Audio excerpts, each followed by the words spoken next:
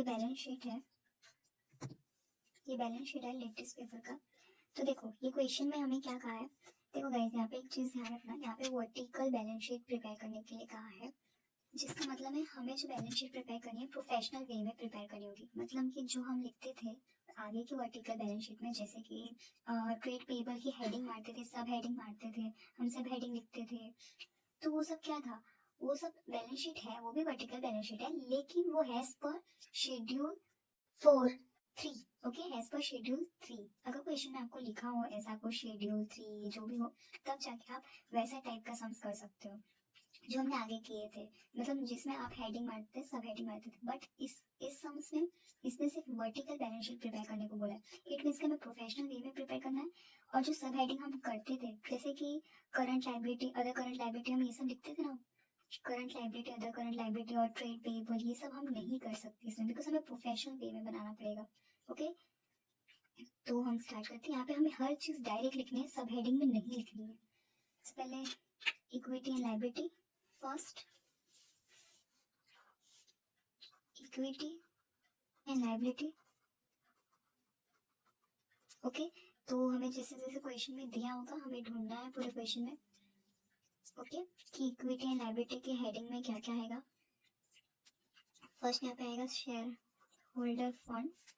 Okay, तो share holder funds में हम पहले क्या करते थे, शेयर होल्डर फंड लिखते थे, उसके बाद हम दो हेडिंग आती थी, शेयर कैपिटल, उसके बाद रिजर्व एंड सरप्लस। बट यहाँ पे ऐसे नहीं, आप डायरेक्ट लिख सकते हो। ओके, तो जैसे हमें क्वेश्चन में दिया है इक्विटी शेयर कैपिटल दिया है हमें कितना, 16,50,000, तो हम यहाँ पे लिख देंगे। उसके बाद हमें दिया क्वेश्चन में प्रेफरेंस शेयर, ओके, कितना दिया है 25,000, वो भी हम लिख देंगे। उसके बाद हमें जनरल रिजर्व दिया है, वो भी हम यहीं पे लिख देंगे। उसके बाद प्रॉफिट एंड लॉस अकाउंट भी दिया है, वो भी हम लिख देंगे, बिकॉज हम प्रॉफिट एंड लॉस अकाउंट किस में कैलकुलेट करते थे, सेवन सरप्लस के हेडिंग में। ओके, तो अब इसका टोटल करके हम यहाँ पे लिख देते हैं 21,07,000। ओके, अब देखिए उसके बाद नॉन करंट लायबिलिटी की हेडिंग आएगी।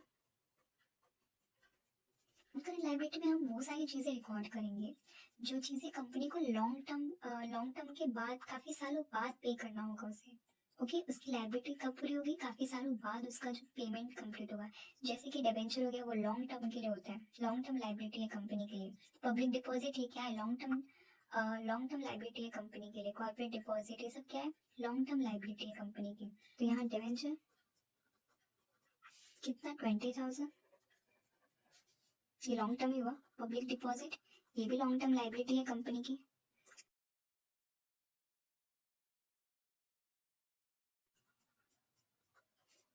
कॉर्पोरेट डिपॉजिट आप क्वेश्चन देखते जाना, ये सारी चीजें उसमें है। Provision for provident fund, okay, 1,90,000।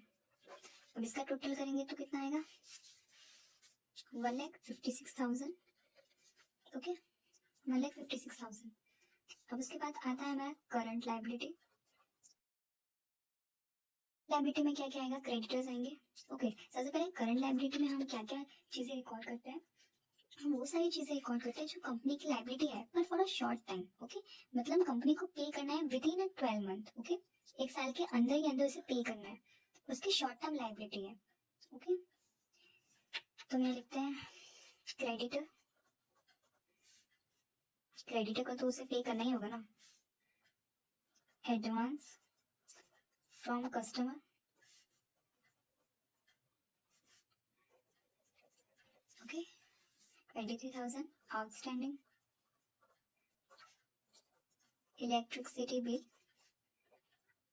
500, bank overdraft 10,000। Okay, on income 2,000।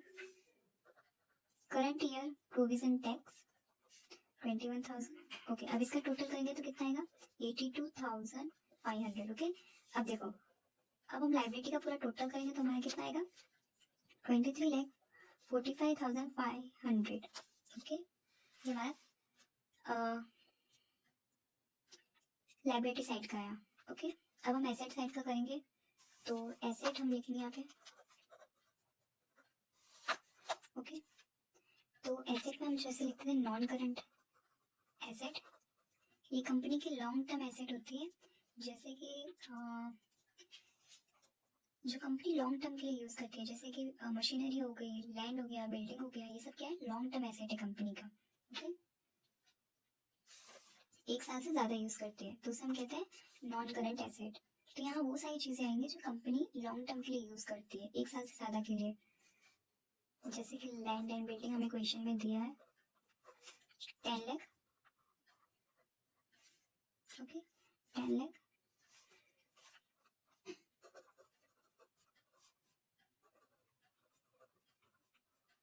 Plant and machinery भी हमें दिया है 6,15,000। फर्नीचर भी हमें दिया है 2 लाख का। ओके, गुडविल भी हमें दिया है 1,35,000 का। Investment in mutual fund 1,25,000।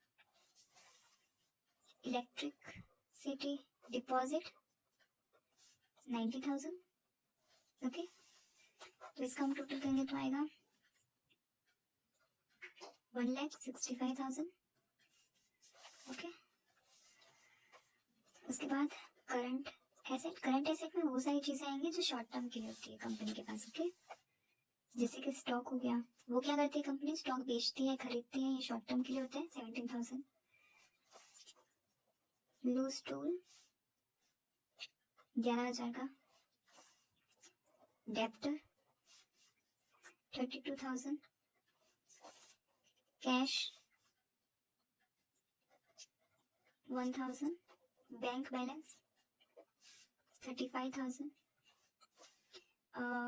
Bank call deposit 10,000। Short term loan for employees 58,000। Prepaid fee 1,500। Preliminary expenses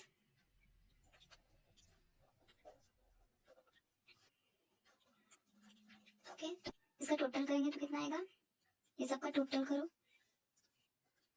okay, 1,80,500। अब इसे टोटल करो।